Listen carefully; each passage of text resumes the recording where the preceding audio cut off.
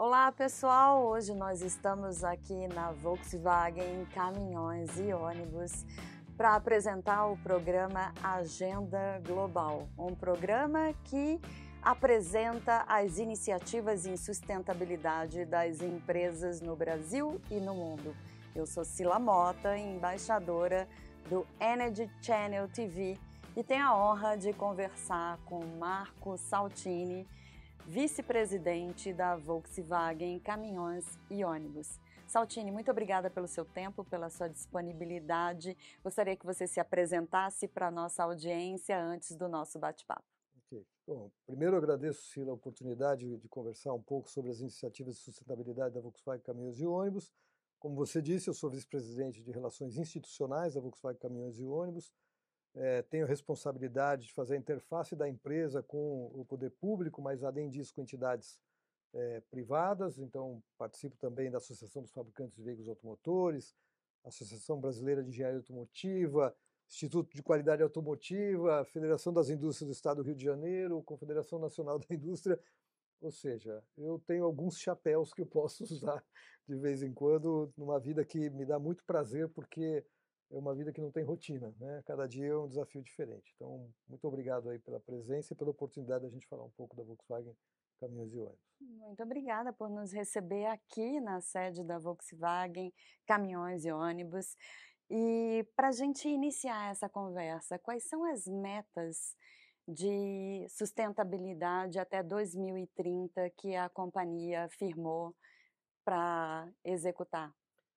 A gente tem aqui, criamos em 2021, para dar mais foco nas nossas ações, uma área de sustentabilidade que está os pilares de ESG, então, no qual a gente tem metas de descarbonização não só de produto nossa, mas também do processo produtivo, né? Porque, afinal de contas, a gente tem que avaliar os três escopos e entender um pouco como é que a gente pode contribuir, como é que a gente vai dar esse passo importante de transição energética que o planeta precisa.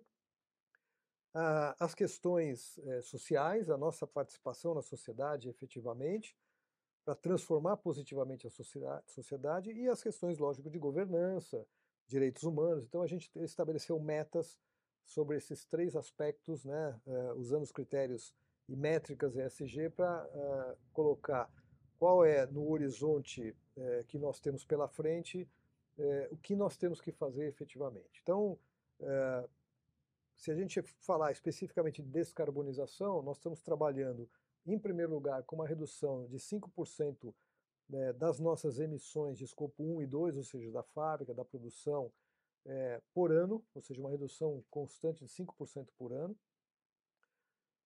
No último ano a gente já fez um pouco mais do que isso, estamos caminhando para algumas iniciativas, como, por exemplo, trocamos mais de 8 mil lâmpadas na fábrica por lâmpadas de LED com consumo menor. Hoje, 100% da energia que a gente adquire na fábrica é de fonte renovável, certificada. Então, você tem uma série de ações que a gente está focando. Agora estamos trabalhando para substituir gás natural por biometano. Então, tem uma série de ações que a gente vem fazendo sobre o aspecto produtivo, né, do nosso processo. E claro que a produtividade ajuda também a reduzir um pouco a nossa pegada de carbono. Nos produtos, a gente também tem trabalhado, primeiro, na eficiência dos motores e melhoria do consumo de combustível, que afeta diretamente emissões de CO2, então a redução da emissão de CO2, mas um pouco mais além do que isso, né? A gente vem trabalhando, isso está dentro do DNA da empresa e da nossa história, na busca de alternativas tecnológicas que possam nos ajudar a reduzir a nossa pegada de carbono, inclusive no produto, que é talvez o nosso principal foco. Então, desde 83, por exemplo, a nossa primeira iniciativa de caminhão movido a álcool, etanol hoje, a gente fala etanol, né? Uhum, Eu sou da época do álcool ainda. eu também. É. E então a gente vem, biodiesel, nós trabalhamos intensamente no Programa Brasileiro de Biodiesel para aumentar o teor de biodiesel no diesel. Estamos, desde 2021, desenvolvemos e estamos produzindo, a partir de 21, um caminhão 100% elétrico, desenvolvido aqui no Brasil, pela nossa engenharia, que é uma engenharia nacional, tentando entender um pouco de como é que a gente contribui com a redução das emissões, e nesse aspecto a gente começa com o caminhão de distribuição urbana, porque você depende menos de uma infraestrutura para poder fazer o carregamento desses veículos. Então, um dos grandes desafios que hoje nós temos para o setor automotivo mundial é como fazer o carregamento desses veículos, como montar essa infraestrutura, né? Mas outras alternativas, já estudamos diesel de cana, diesel feito a partir da cana-de-açúcar, estamos trabalhando com HVO, que é o que a gente chama de diesel verde, ou seja, é o uso do óleo vegetal num processo de refino de petróleo, onde eu coloco esse óleo vegetal no lugar da nafta, então eu consigo produzir um combustível que a gente chama de drop-in, ou seja, eu não preciso mexer no hardware, no motor, e ele automaticamente eu posso usar, inclusive para tecnologias anteriores do que a gente tem hoje, né? Ele funciona Sensacional. perfeitamente bem, com a vantagem de ser renovável e de reduzir substancialmente as emissões. Uhum. Apresentamos na última FENATRAN, que é a Feira Nacional de Transporte, no ano passado, um caminhão de longa distância híbrido, que é um caminhão a diesel com um eixo elétrico. Então, você consegue, claro que isso depende muito da aplicação, mas nos primeiros testes a gente nota uma redução de 10% de consumo de combustível, de 15% das emissões. Você consegue, em alguns momentos, usar o eixo elétrico, e ele tem uma bateria normal, ele tem recuperação de energia, mas eventualmente, se essa bateria tiver com a carga mínima, ele vai rodar a diesel, sem nenhum problema. Então é uma maneira de você enfrentar o longa distância sem ter uma infraestrutura adequada que hoje não é disponível, né, em boa parte do planeta, não falo só do Brasil, mas mesmo de países mais desenvolvidos. Então são alternativas que a gente vem estudando de como é que a gente pode contribuir. E além disso, a gente tem um papel fundamental aí na sociedade, na questão social. A gente tem uma série de projetos e iniciativas visando dar a nossa contribuição para a sociedade. Estamos fazendo agora, nesse momento, na região da nossa fábrica, lá em Resende e região, um projeto chamado Histórias Ilustradas, em que a gente capacita professores para poder levar mensagens, e o foco nesse aspecto é meio ambiente.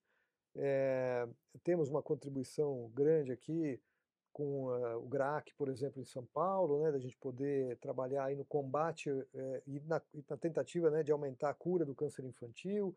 Então tem uma série de iniciativas que a gente vem trabalhando, mesmo o Hospital Pequeno Príncipe, lá no Paraná, também no combate ao câncer infantil. Então, uma série de iniciativas que a gente tenta usar o poder que uma empresa do tamanho da Volkswagen Caminhões e Ônibus tem para poder ajudar a transformar a sociedade. E claro, na questão de governança, principalmente questão de direitos humanos, né, que eu acho que é um ponto muito crítico hoje, e o mundo se transformou e a gente precisa realmente estar atento para evitar que algumas coisas que não devam acontecer continuem acontecendo, e a gente tem um papel importante também nessas ações. Que trajetória linda, muito bom. Fico orgulhosa de ouvir esse depoimento. É importante ressaltar também a relevância dos caminhões e dos ônibus para a nossa vida no dia a dia. Nós no Brasil temos o hábito de falar, mas por que que tem tanto caminhão, tanto ônibus? Por que que não tem mais malha ferroviária, malha hidroviária, assim como tem nos países desenvolvidos? Uhum. E a gente sabe que não é tão simples assim. O Brasil tem uma dimensão continental, tem as suas vocações regionais. E como a Volkswagen, caminhões e ônibus, potencializa essas características regionais no Brasil? Primeiro, eu acho que, se você me permitir, eu queria desconstruir alguns mitos, né? O Brasil transporta hoje mais de 65% da sua carga pelo meio rodoviário. E não temos ferrovia. A Europa, 62%. Estados Unidos, 70%. Claro que há uma diferença nessa distribuição de carga. Então, como a Europa tem uma malha ferroviária grande, esses caminhões são usados para a fase final da distribuição. Por quê? Porque o trilho não chega em tudo quanto é lugar, ele não avança dentro das cidades, então você vai precisar do caminhão, em qualquer momento você vai precisar do caminhão. A mesma coisa se a gente falasse, poxa, a gente podia ter cabotagem mais intensa no Brasil. Tá bom, mas o rio não vai chegar em todos os lugares. Em algum momento você vai precisar do caminhão. A grande diferença que a gente tem é que no Brasil você tem o longa distância feito pelo meio rodoviário. E a nossa posição é nós somos totalmente favorável a que esses modais sejam interligados e a gente possa tirar a maior eficiência possível dele. Eu me lembro que em 2009, o então governo federal de 2009 criou um plano de logística que previa que em 2033 a participação do modal rodoviário deveria cair para 33%, mas o uso dos caminhões aumentaria. Ou seja, você teria outros modais participando. No fundo, a gente tem a oportunidade de, em um país rodoviário, você poder atender a esse país, como você mesma disse, de dimensões continentais, de uma maneira que você possa oferecer esse serviço em qualquer região do país. Por isso, produtos feitos no Brasil são um pouco diferenciados, né? Da nossa malha rodoviária, só 12% é pavimentado, né? Então, e muitas vezes com a pavimentação ruim. Sim. Então você tem necessariamente que fazer um desenvolvimento específico para esse produto rodar aqui. Produtos mais robustos. Se você comparar a Europa com o Brasil, o nível de carregamento é muito diferente. A Europa vai até 40 toneladas, a gente vai até 74 toneladas. Então, muda muito essas coisas. E o que a gente não pode perder de vista é a necessidade absoluta que a gente tem que fazer a economia girar, né? Então, seja o transporte de pessoas através dos ônibus, que o transporte rodoviário de carga, é fundamental que você tente otimizar esses sistemas e usufruir da melhor maneira possível. Uhum. É, claro que você fala assim, por que a gente tem bastante caminhão e ônibus? Bom, talvez ônibus é um dos motivos que a gente deveria entender por que a gente não tem um transporte coletivo de massa mais atuante, mais efetivo. Uhum. Falta qualidade, talvez, falta a percepção das pessoas, porque é muito complicado você imaginar que uma pessoa queira deixar um transporte individual para ficar 2 horas num ônibus. Então, como é que a gente vai fazer essa transformação e tornar esse transporte mais efetivo a ponto de que uma pessoa diga, não, eu não tem sentido eu ter eu tenho um veículo para eventualmente o meu lazer, mas não tem sentido eu me deslocar no dia a dia No dia a com um dia, com automóvel, eu vou automóvel. fazer isso com um ônibus ou um metrô, um trem de superfície, o que seja, né? Então você precisa, de fato, criar essa infraestrutura de qualidade para que as pessoas possam migrar e usar da melhor maneira possível. Nós costumamos dizer aqui que nós não produzimos caminhões e ônibus, a gente produz soluções de transporte. E o slogan da empresa, inclusive, ele remete a isso, né? A gente costuma dizer que nós fazemos um produto sob medida para o seu negócio. Menos você não quer, mais você não precisa. Então eu faço sob medida para o seu negócio. Porque as aplicações são muito diferentes. Então eu não posso fazer um produto único e falar esse produto está aplicável para qualquer região do país.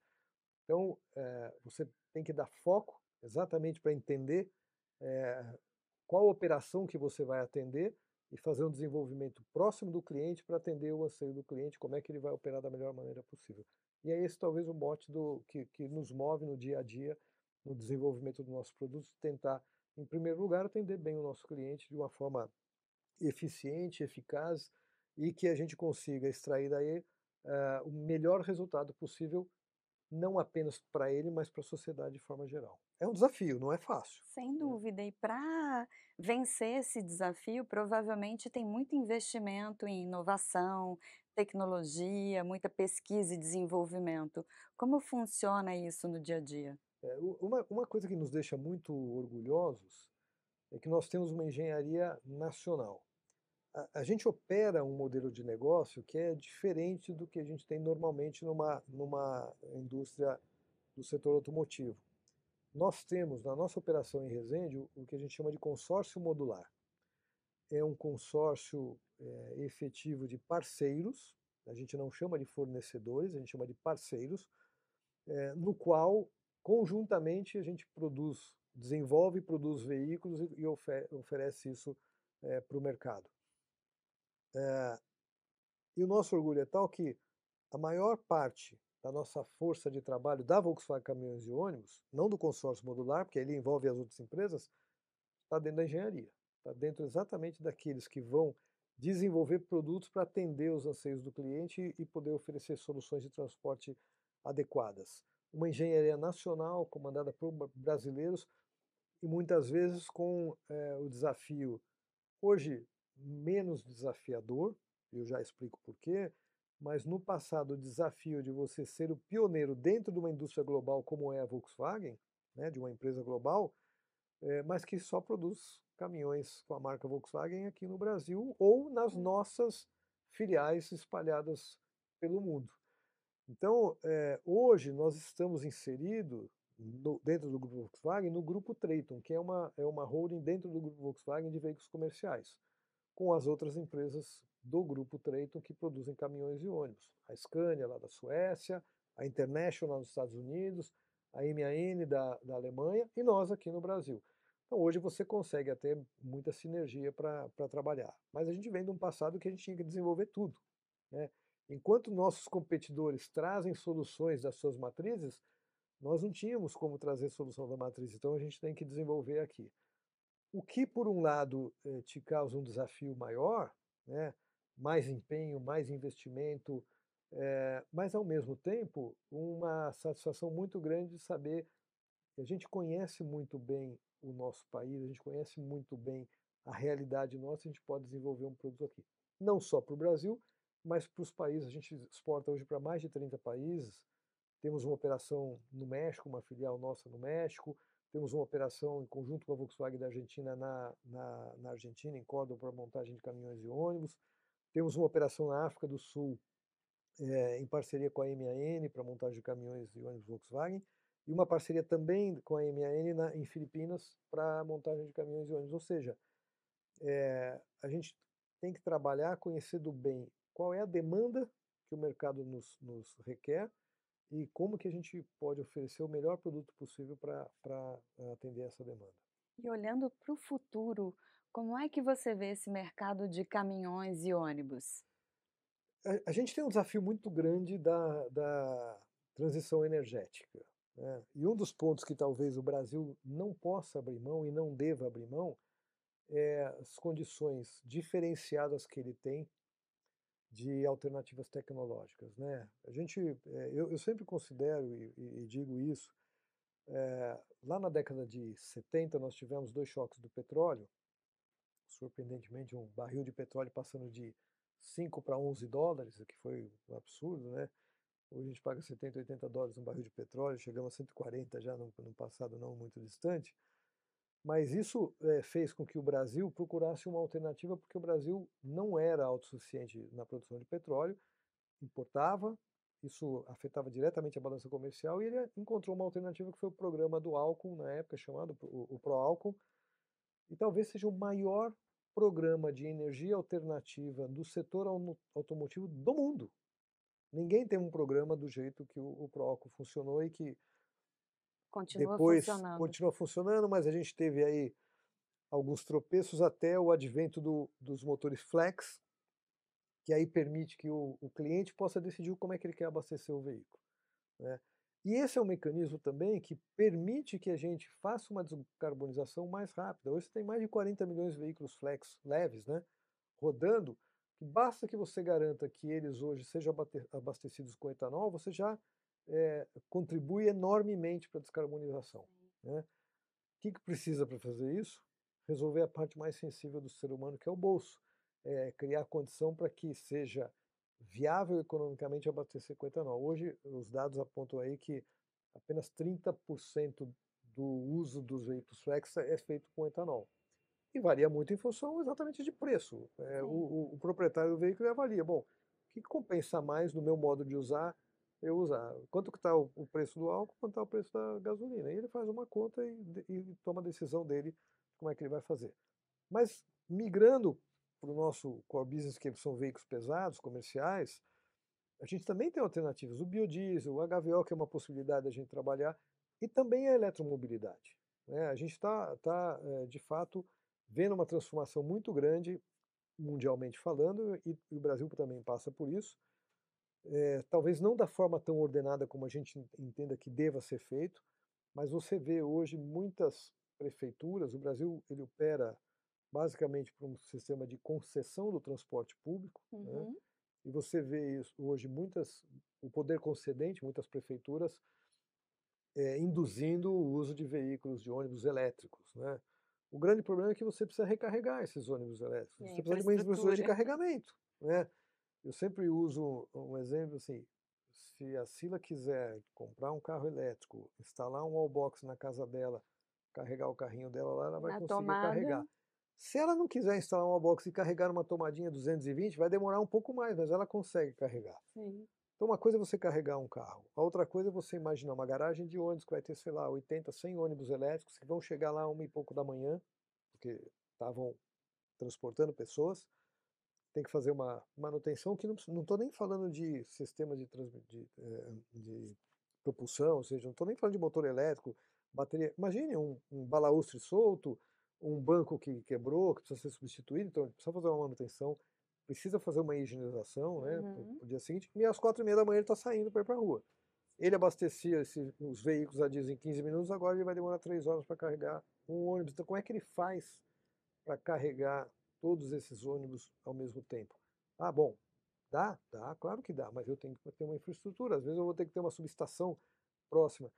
Então, é fundamental o planejamento para que isso entre no mercado, né? A gente, nas últimas semanas, tem saído matérias de mídia especializada aqui em São Paulo sobre a questão dos ônibus elétricos em São Paulo. Muitas garagens com ônibus parados porque não tem, porque o provedor de energia não colocou a infraestrutura necessária. Mas quem paga por essa instalação? Por Então, esse investimento. ou seja, precisa realmente planejar para que isso aconteça da melhor forma possível.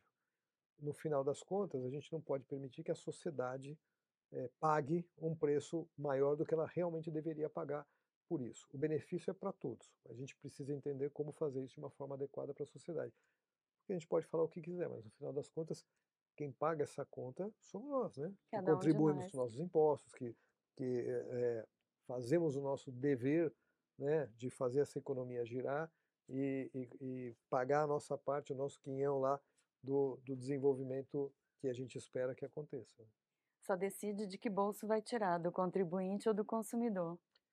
No fundo, é a sociedade que É está a pagando, sociedade né? que paga. Ou alguém que está usando, ou todos por alguém que vai usar. Excelente. Pessoal, nós vamos fazer um break para chamar os nossos patrocinadores. A conversa tá maravilhosa. Fique aí, que daqui a pouco nós estaremos de volta. Obrigada, Saltini.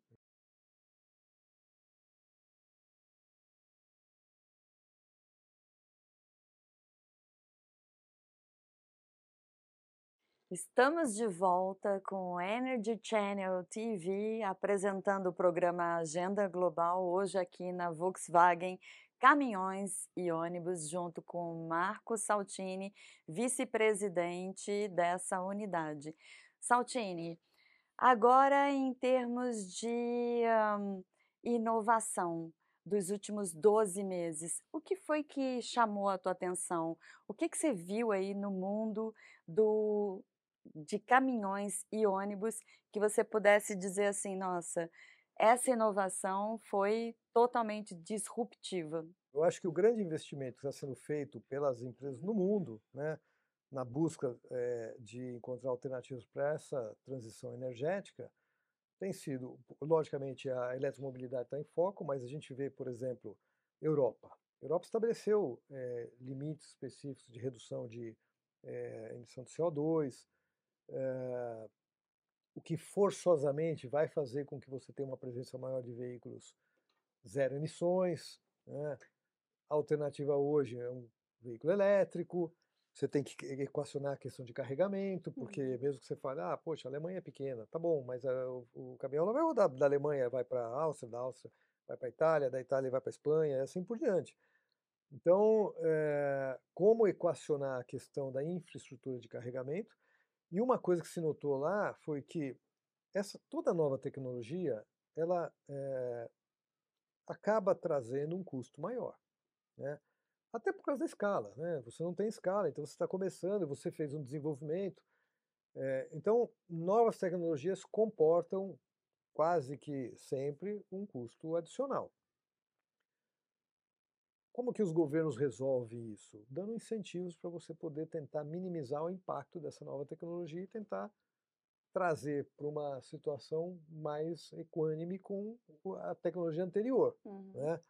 A Alemanha sempre teve, nos programas de controle de emissões de veículos, por exemplo, a figura do que eles chamavam de voluntariado. É assim, eu estabeleço fases de redução das emissões. Mas se você quiser ir para uma fase seguinte, eu te dou uma redução de imposto. Por quê? Porque eu estaria compensando o uso de uma tecnologia com custo maior através de uma redução do imposto e equilibrando.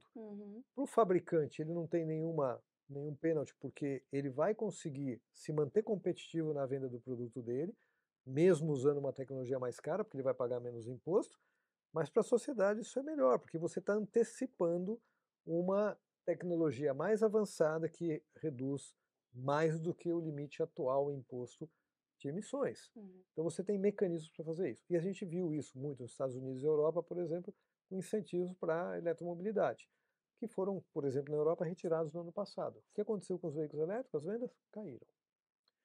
Porque você começa a afetar efetivamente a tomada de decisão, se eu vou para um caminho ou para o outro, de acordo com o que cabe no meu bolso. Sim. Então, se aquilo deixa de caber no bolso do consumidor, ele ainda que ele queira a tecnologia, ele acaba não adquirindo, né? As pessoas são assim, e principalmente no caso de veículos pesados, onde você está ali trabalhando com frete ou tarifa de ônibus. Ou seja, esses impactos eles refletem diretamente na inflação. Por exemplo, se eu aumento o custo do frete porque eu estou com uma tecnologia mais avançada e isso vai custar mais caro, isso vai impactar a inflação. Se eu aumento o custo da tarifa pública de ônibus, vai afetar. Então você precisa encontrar um mecanismo que permita que a tecnologia chegue sem impactar demasiadamente, e você tem alguns mecanismos para fazer isso de incentivo. Quando você tira esse mecanismo, as coisas voltam a estaca zero, então você passa a ter um problema. O que a gente andou vendo nos últimos tempos é um pouco isso. Uma retração das vendas de veículos elétricos porque você tirou o incentivo lá na Europa. O Brasil não criou grandes incentivos para a venda de veículos no segmento de eletromobilidade, fez alguma coisa com redução de alíquota de importação para trazer produtos importados com essas tecnologias.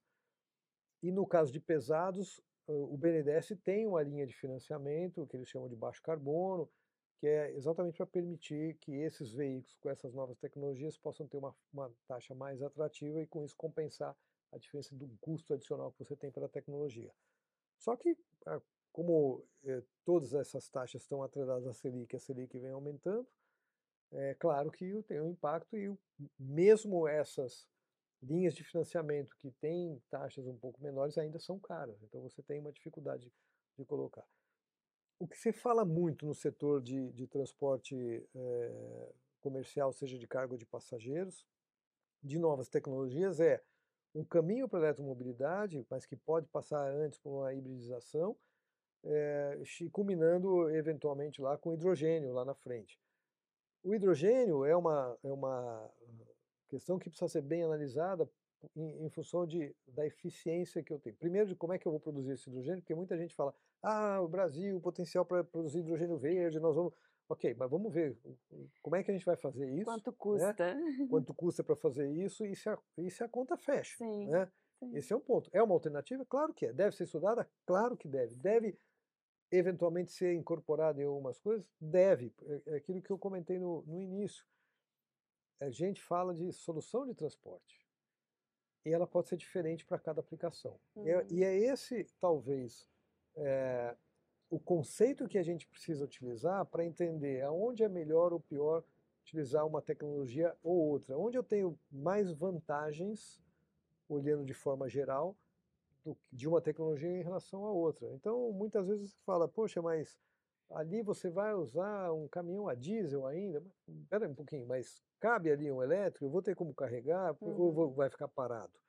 Esses dias eu vi uma reportagem que falava assim, o que vale mais a pena?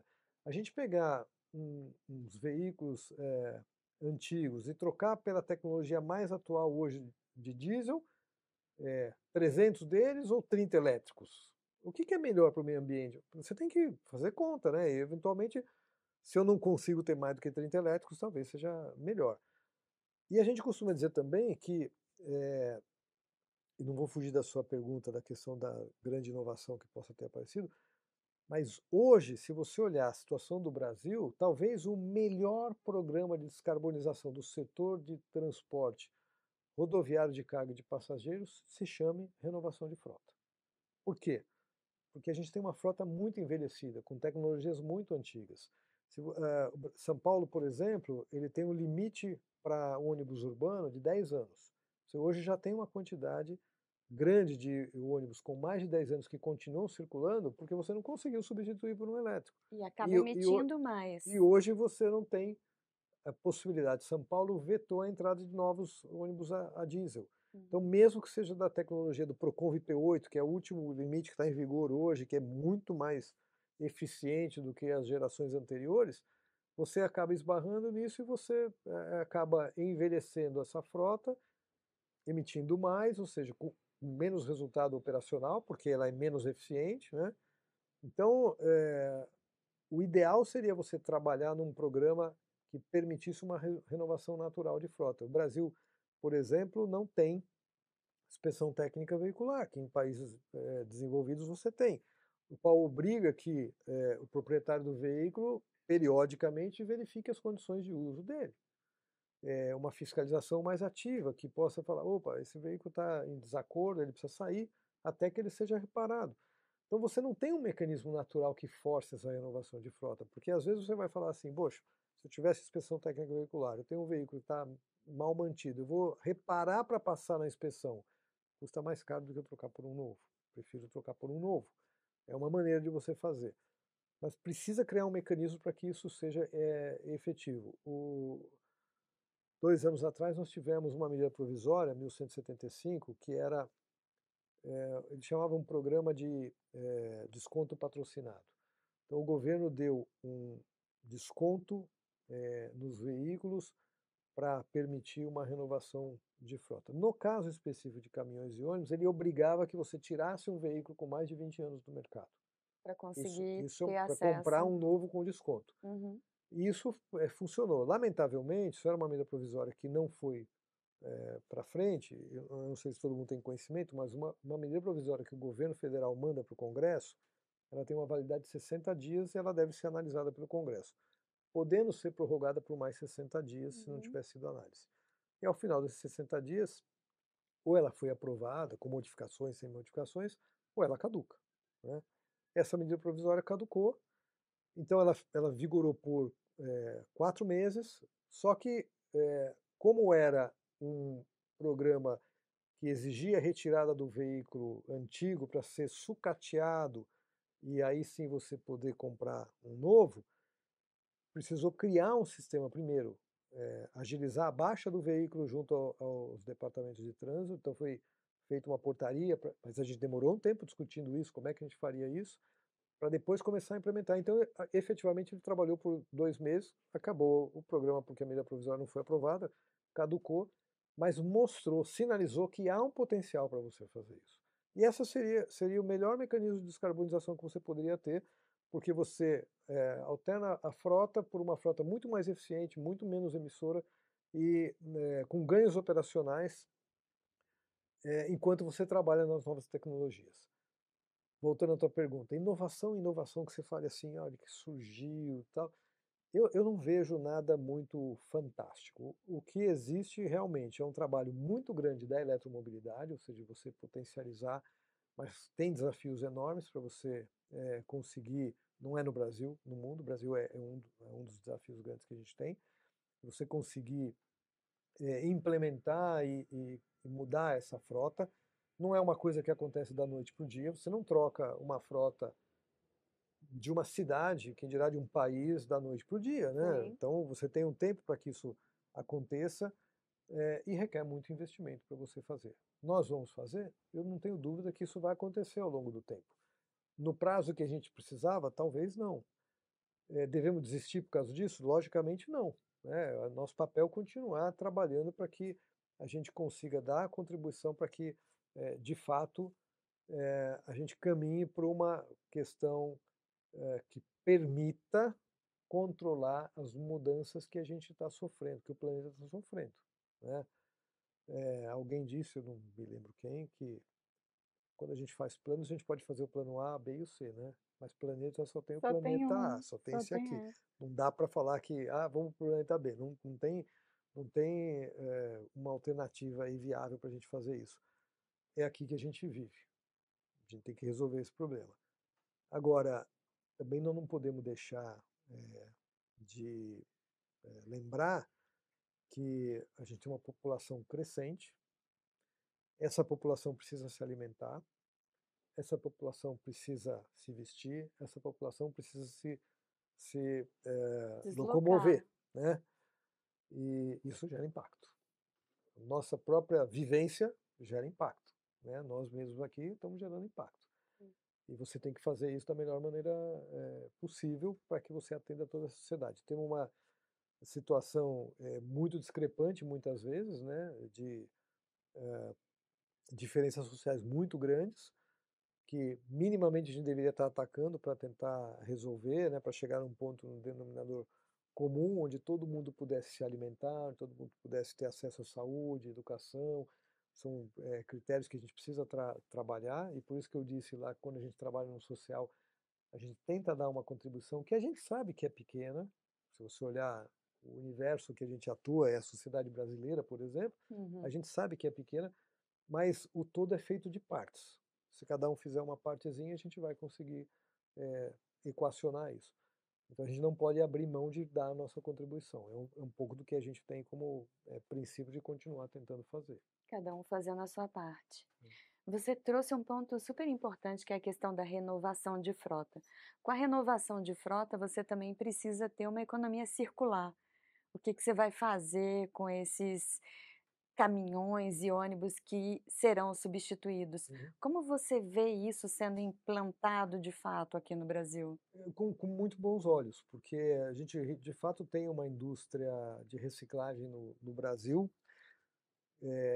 Quando eu falo de caminhões e ônibus é um pouco diferente de caminhões, mas caminhões basicamente é aço, né? Está falando de aço. Tem muito pouco vidro, tem muito pouco espuma, tem muito pouco plástico. A gente está falando de aço. O ônibus você já tem outros componentes, tem mais vidro, né? Tem mais espuma, tem mais. Da mesma forma, uma boa parte ali é aço, né? Eu confesso a você que eu não sei como é que está a situação hoje, mas o Brasil importou na década de 90 a sucata de aço. Porque para a gente trabalhar muitos componentes feitos de aço, parafuso, prego, vergalhão, isso é feito com sucata. Com sucata. E se a gente chegou num ponto que a gente precisava importar sucata de aço para poder produzir no Brasil, imagino que uma renovação de frota pudesse direcionar para esse mercado, né, essa matéria-prima, porque essa sucata não é lixo, ela é Uhum. matéria-prima, né? Costumo dizer que ela é matéria-prima e energia. A sucata de um veículo é isso, é matéria-prima e energia, que você pode usar. Então você pode criar uma cadeia muito robusta que já existe e você implementar isso. Quando eu comentei desse programa, dessa medida provisória, a gente teve a oportunidade de fazer uma demonstração para o governo federal de como é que a gente estava operando esses sistemas, e a gente teve uma parceria muito grande com a Gerdau e com o grupo Vamos, na qual nós destruímos, na frente do vice-presidente Alckmin, 3 caminhões antigos que gerariam então a compra dentro desse programa, dessa medida provisória, de 3 caminhões novos, mas de um sistema que a própria Gerdau já usa, ela já opera. Você imagina se eu consigo direcionar tudo isso de uma forma ordenada para que essa indústria também possa se desenvolver cada vez mais. Então eu diria assim, vejo com muitos bons olhos que a gente pudesse ter realmente uma indústria de reciclagem robusta. O Brasil, acho que é o maior reciclador mundial de latinha De de alumínio. alumínio, né? Sim. Por quê? A gente tem à disposição, todo mundo coleta, tem um monte de catador. Aquilo é recurso financeiro para ele, né? Aham. Então a mesma coisa você pode fazer com outros mecanismos, né? Vidro, você pode gerar um monte de frasco, garrafa, né? Plástico você pode reciclar.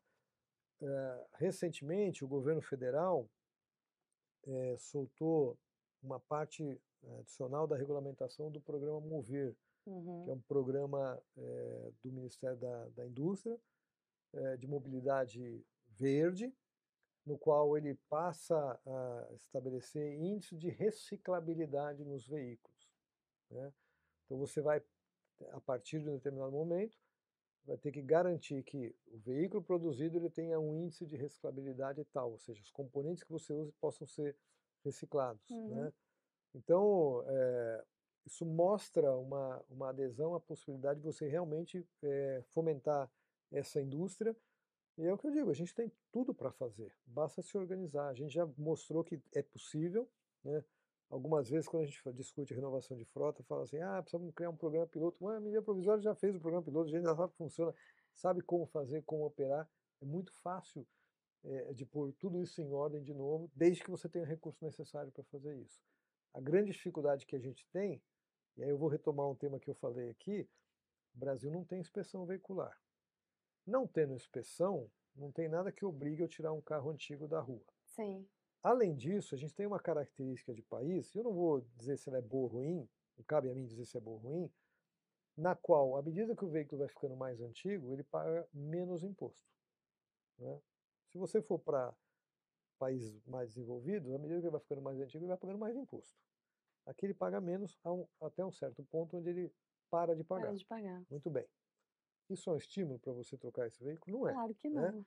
Então você tem, além de não ter uma motivação, de não ter um incentivo para fazer isso, você ainda tem dispositivos que hoje estão vigentes que não, de fato, não induzem a fazer essa transformação. E de novo, não sou eu que não preciso dizer aqui se eu acho que deveria ser diferente ou não. Aqui é um fato. Eu estou só relatando um fato. O fato é esse. Então você precisa criar a condição. Então vamos pegar o exemplo de um camarada que tem lá um caminhão com 30 anos. Sabe quantos caminhões a gente tem no Brasil rodando com mais de 25 anos? Não faço Mais ideia. de 450 mil. Nossa, muita coisa. Esse profissional que está usando esse caminhão, ele usa um caminhão de 25 anos porque ele quer? Não, Provavelmente porque ele não consegue comprar um novo, né? sim. Ele não é, a não ser que seja um caminhão de coleção. Caso contrário, ele está usando aquilo porque é o que ele tem, é o que ele pode fazer, é o ganha-pão dele. Ele precisa continuar trabalhando. Então você precisa criar um mecanismo para que esse profissional possa, de fato, melhorar até a receita dele com um produto mais eficiente. Precisa ser um caminhão zero? Talvez não, mas menos velho. E esse que vendesse menos velho não pode comprar um menos velho do que ele vendeu e até chegar numa escadinha ao novo? Então, esse é o conceito que a gente precisa trabalhar para poder encontrar isso. Mas para isso precisa de recurso. Como é que você define esse recurso? Agora, qual é o ganho que a gente teria, não só ambiental, mas de segurança, por exemplo, né? Sim. Porque quando você não tem uma inspeção veicular, você não está garantindo que esse veículo, se o freio dele está adequado ou não, se o amortecedor está funcionando ou não. Ele está rodando, se não tem uma fiscalização, você não sabe o que está acontecendo. Então, muitas vezes você teria ganhos adicionais que você pode resolver outros problemas. Em 93, já faz bastante tempo, eu representei a indústria num programa que o governo federal da época criou, chamado Programa PARE. Era um programa de redução dos acidentes nas rodovias federais. E era um programa muito interessante, a gente criou uma série de propostas na época, eu representava o setor automotivo lá, os fabricantes de veículos. E o dado da época, eu não sei te dizer o dado de hoje, então por isso eu não vou ousar falar, mas o dado da época, talvez hoje não seja muito diferente, era que 60% dos leitos hospitalares do Sistema Nacional de Saúde de ortopedia estavam ocupados por acidentados de trânsito. Nossa, Então você imagina que se você cria condições de melhorar a segurança, você evita um dispêndio que você tem de saúde, sem né? dúvida. Ou seja, alguém tem que olhar para essa conta, né, e entender o seguinte: eu não estou aqui pondo um recurso à toa, eu estou fazendo um investimento para lá na frente reduzir os custos que a sociedade hoje está pagando, porque quem está pagando esse custo somos nós, né? Sim. Então, muitas vezes se fala isso, você fala, pô, mas o fabricante veio, quer renovação de frota porque ele quer vender mais produto. Vender produto é o nosso core Claro. business, lógico que a gente pensa em vender produto, mas não é só isso, né? A gente tem que entender o seguinte: num ambiente mais saudável, né, de competitividade adequada, e de condições normais, isso deveria ser uma situação normal e Normal. corriqueira, né. Agora, mais além disso, é que eu, no momento que eu tenho uma frota envelhecida, eu tenho impactos para a sociedade de forma geral, sob o aspecto de saúde pública, emissões, veículos que emitem mais, e Segurança, segurança, né. Então você e eficiência, sim. porque eu poderia ter veículos mais eficientes, reduzindo o custo logístico, uma série de fatores que permitiriam melhorar a competitividade até do país, né, como um todo, para todos os setores, né. Ah, o agro é fantástico? É, mas em algum momento esse agro transporta ah, o produto dele que ele vai exportar por um caminhão. Se esse caminhão fosse mais eficiente, custaria menos para ele Menos. e ele receberia mais ou poderia ser mais competitivo e vender mais. Sim. Então, quando a gente olha isso de forma globalmente, é fácil fazer? Não é. Não. Dá para fazer? Dá. Precisa de empenho? Precisa, mas tem que começar. Saltine, agora eu vou te fazer uma pergunta de cunho pessoal meu. Toda vez que eu vou para os Estados Unidos, eu fico apaixonada com os caminhões que eu vejo lá. Parece um desfile de caminhão de brinquedo. A gente tem esse tipo de caminhão aqui no Brasil? Se tem, eu nunca me lembro de ter visto. E se não tem, por que que não tem? Já tivemos, já tivemos. A gente tem uma característica técnica que direciona o tipo de produto que você vai fazer e é muito diferente entre Estados Unidos e México. O México é a mesma legislação americana, e por isso tem esses caminhões, a gente brinca aqui chamando caminhão cowboy, né? Aquele caminhão grandão, você tem uma casa dentro do caminhão, uma sala de estar, é um caminhão grande. Mas o que acontece? A legislação brasileira, ela estabelece que o comprimento máximo de um veículo, ele vai do para-choque dianteiro até o final do reboque. Então, esse é o comprimento máximo do veículo. Nos Estados Unidos ou no México, o comprimento máximo é só o reboque. Não importa o que você puxa na frente. Então, se eu pegar, imagine o mesmo reboque. Agora eu vou colocar um caminhão, como a gente chama aqui, cara chata, curtinho. E um caminhão americano, ele vai avançar 2 metros para frente. Então eu puxo esse cara chata 2 metros para frente e coloco carga, coloco um reboque que me ocupe mais carga ali. Vou transportar mais carga com o mesmo produto porque a legislação estabeleceu esse limite máximo de comprimento. Então, se eu trouxer um caminhão americano para rodar aqui, eu estarei sendo menos eficiente porque eu vou transportar menos carga do que um equivalente cara chato eu transportaria. É por isso que você não vê esse tipo de caminhão aqui. Tivemos no passado? Tivemos. Se você pegar lá gerações antigas, né, dos caminhões feitos no Brasil, eles eram caminhões também nesse mesmo estilo, porque era assim que funcionava na Europa, mas a Europa também migrou para esse tipo de produto, e você não vê isso nos Estados Unidos ou no México por causa disso, porque você tem realmente uma legislação diferente, então para eles o que interessa é o tamanho do trailer. Então o camarada usa um caminhão enorme lá na frente sem nenhum problema. E a legislação foi estabelecida com base nas especificidades do mercado brasileiro. Quando você estabelece esses critérios de peso e dimensão, você está olhando primeiro as obras de arte que você tem, ou seja, viadutos, pontes que você vai ter, e o tipo de pavimento que você tem, né? Então, quando você tem limites, vou dar um exemplo. Um caminhão hoje, o limite de peso de um eixo dianteiro é de 6 toneladas. Poxa, mas você não pode fazer um caminhão que ele transporte 10 toneladas? Posso. Só que eu vou estar transmitindo para o piso uma carga maior. Então, aquele pavimento que supostamente foi projetado para durar 20 anos, vai durar 10. E aí você vai precisar de reparos mais constantes. Então, essas limitações, elas são feitas em função dessas obras de arte e da infraestrutura. É regional, é aquilo que você usa de acordo vou dar um exemplo aqui mais prático para o cidadão comum que tem um automóvel, né? A gente está tendo uma característica no Brasil de veículos maiores, né? Os Sim, SUVs, né? sim. Algumas picapes. Você vai no shopping center, você não tem como parar esse Não carro. tem vaga. Não consegue O parar. Ou cara ele usa ocupa 3 2 vagas. vagas, né? Ou ele deixa no valet. Sim, Nos Estados Unidos é diferente, porque as ruas são maiores, as sim. vagas são maiores. Então são características próprias da infraestrutura que as cidades oferecem. Você vai para a Europa, mesma coisa. Por que a Europa tinha carrinhos muito pequenos, tal? Porque o velho mundo, né? ele foi criado muito tempo antes e, portanto, as cidades não foram totalmente refeitas, né? Apesar de ter passado por duas grandes guerras, né, na Europa, a Primeira e Segunda Guerra Mundial, mas você continua com muitas ruazinhas com vielazinha pequena que só um Sim. carrinho pequeno passa, né?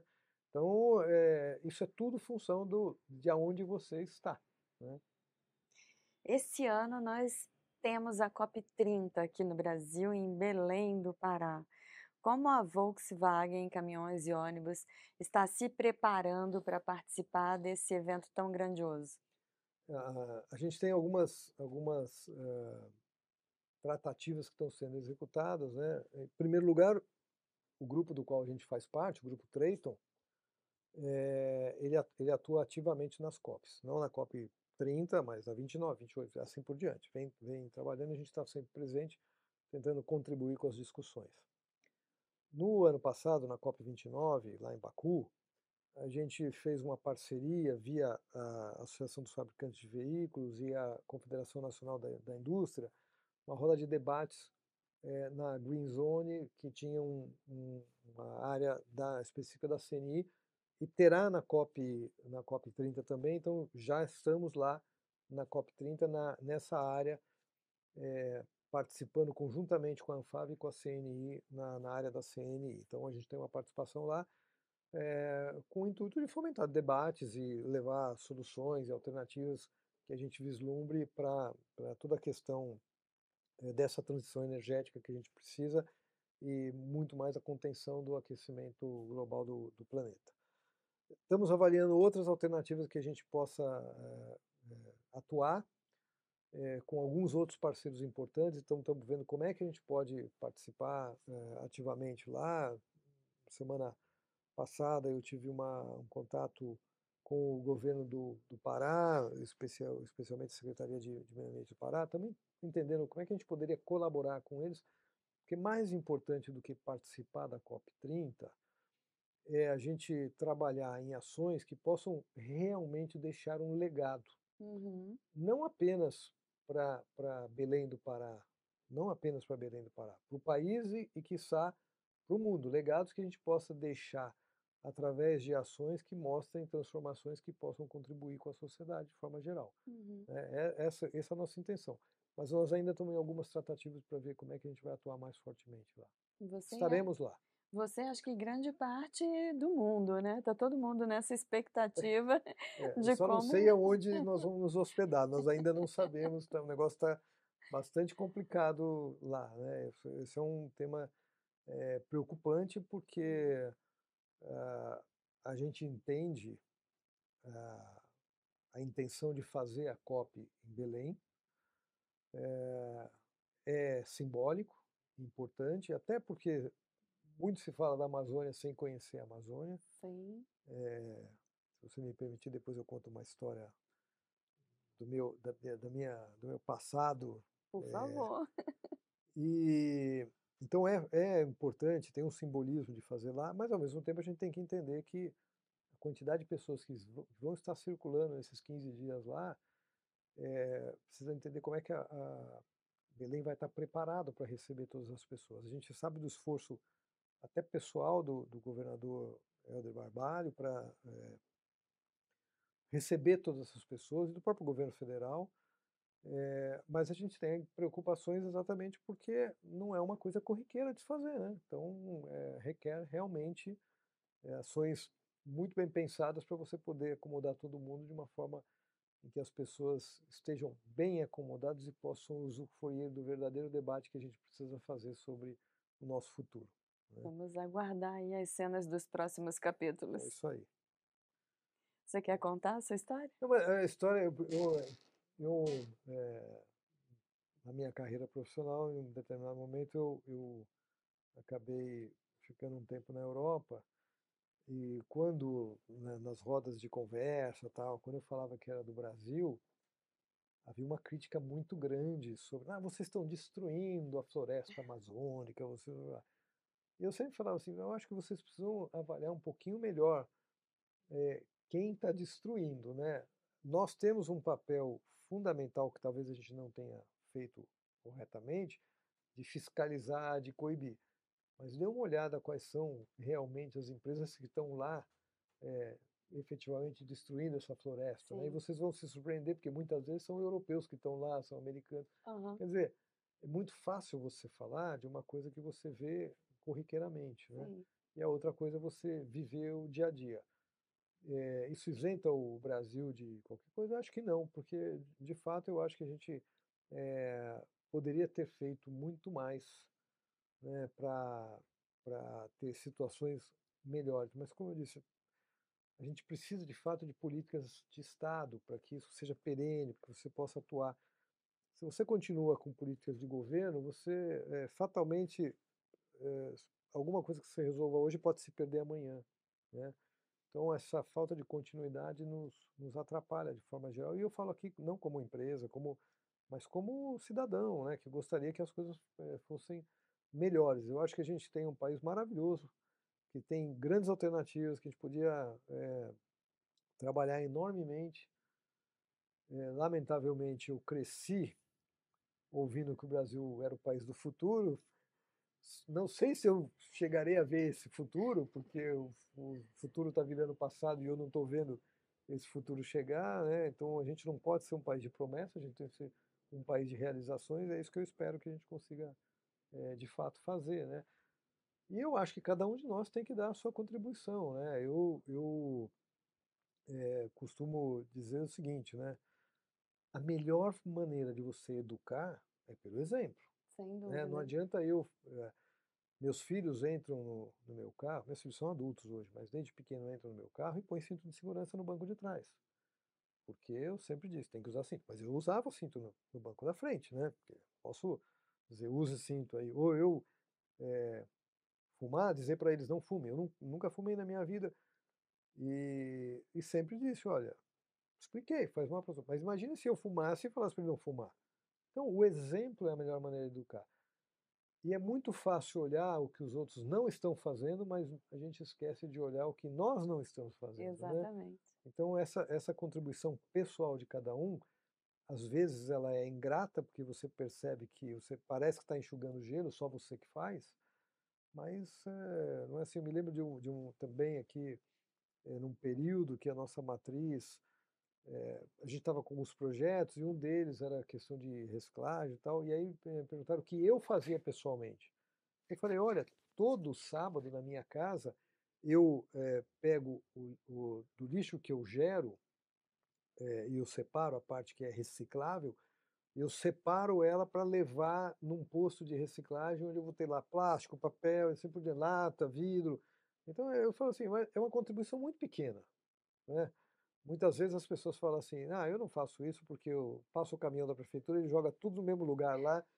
Mesmo assim, tem uma cooperativa que lá na frente vai fazer esse trabalho Sem e vai ainda dúvida. gerar renda para essa cooperativa, o que é importante também.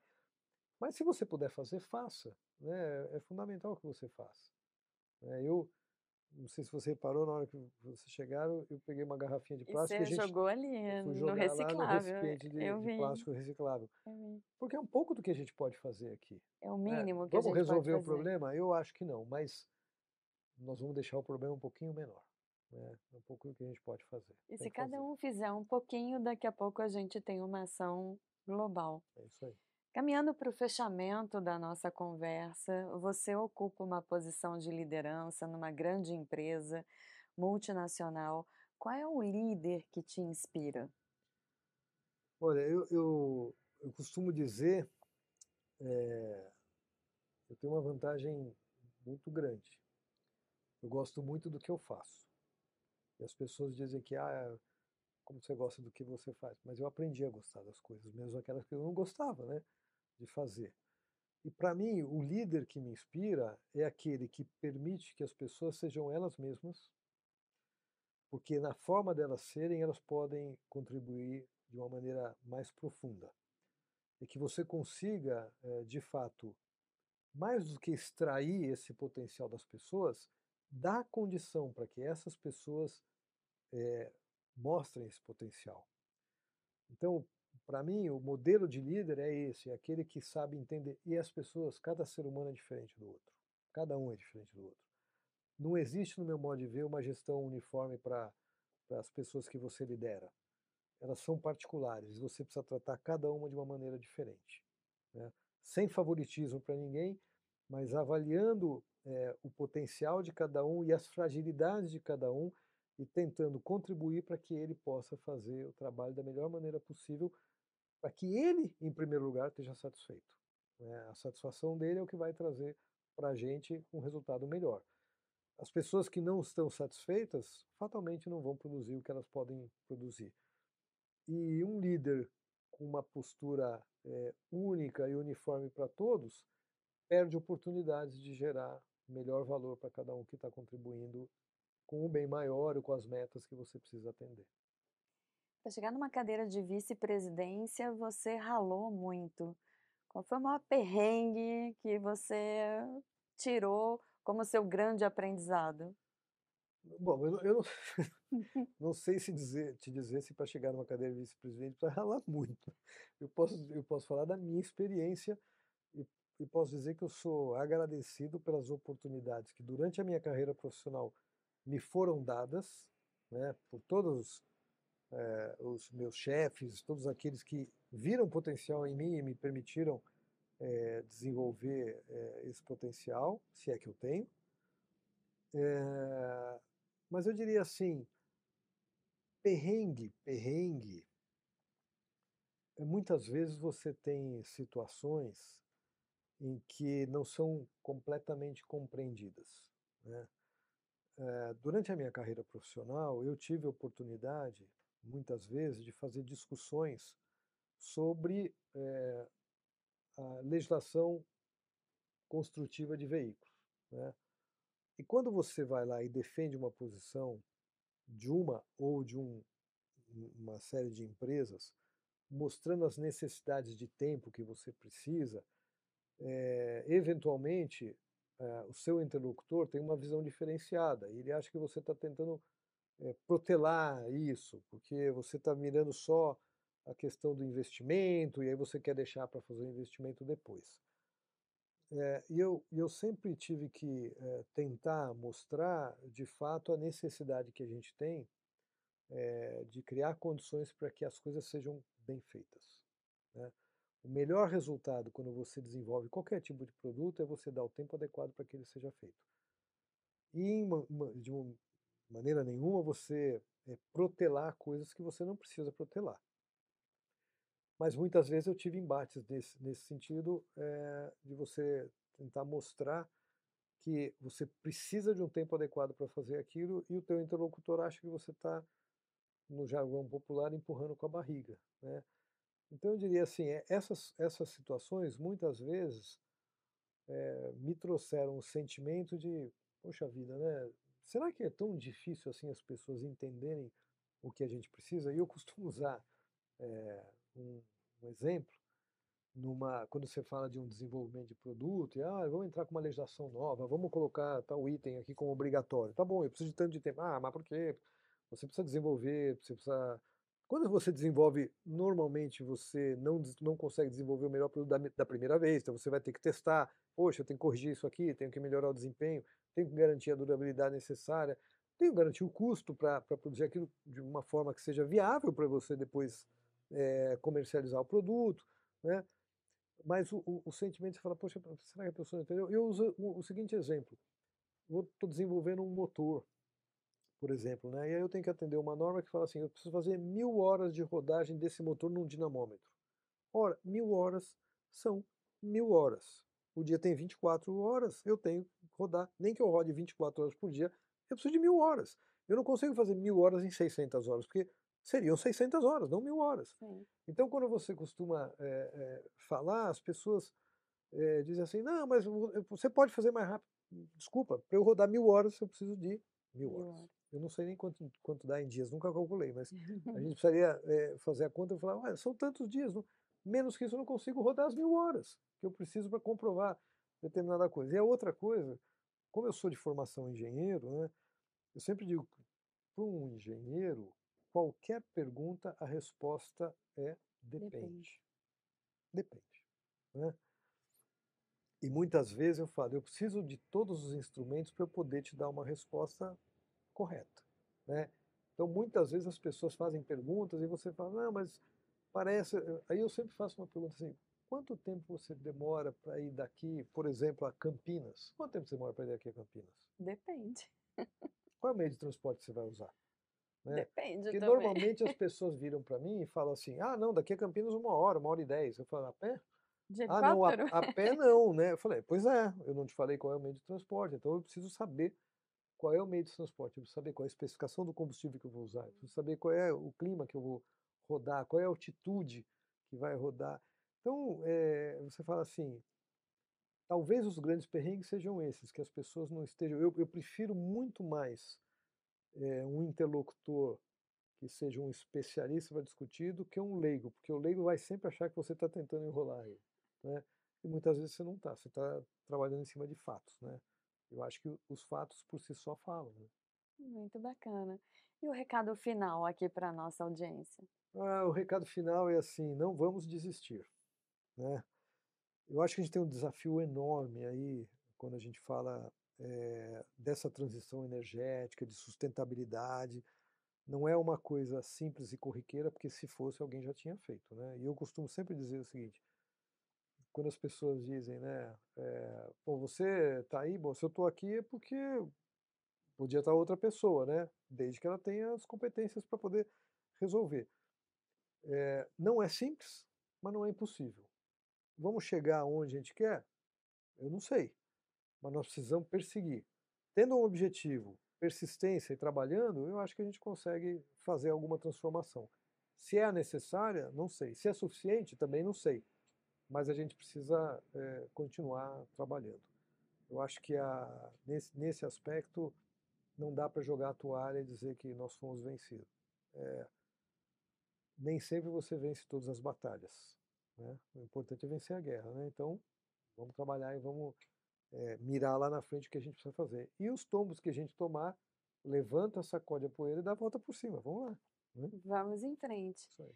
Saltini, muito obrigada pelo seu tempo, pela sua disponibilidade. Foi um prazer conversar com você e compartilhar o seu conhecimento com o nosso público.